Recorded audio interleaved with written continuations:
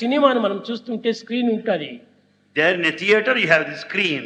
ఆ స్క్రీన్ లోపల పెద్ద పర్వతాలంతా మండిపోయినట్టుగా భూకంపం వచ్చినట్టుగా కనిపిస్తుంది. There on the screen you find the projection of earthquake and bonfire. కానీ ఆ స్క్రీన్ ఏమైనా కించిత్ ఏమైనా కాలుతుందా? But the screen is not burnt even an inch. లేదు. No. కానీ పర్వతాలంతా మండిపోయినట్టుగా కనిపిస్తున్నారు. But you find the fire all over the mountains. ఆ screen లోపలనే పెద్ద పెద్ద నదులంతా ప్రవహిస్తూ వస్తుంటాయి. And you also find the flow of rivers. అలలతో కొట్టుకుంటూ కూడా ప్రవహిస్తుంటాయి. And you find the heavy floods too. కానీ ఆ తెరను చూస్తే ఏమైనా చింతితేనే కూడా నువ్వు వెట్టుంటాదే. But not even an inch of the curtain is అదే wet. విధంగానే మనకు బాహ్య దృష్టికి అన్ని కనిపిస్తున్నాయి కానీ For the external vision you find multiplicity.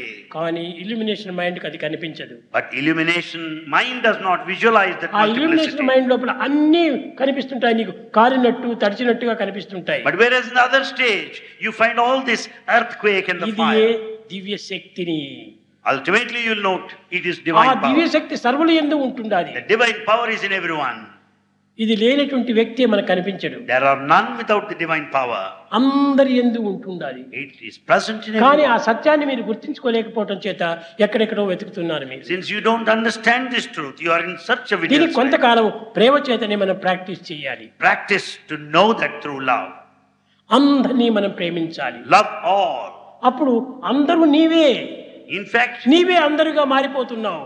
you are the world. You are. ఏకత్వంలో అనేకత్వము, అనేకత్వంలో ఏకత్వము You కనిపిస్తుంది. find the unity in diversity and plurality in this unity too.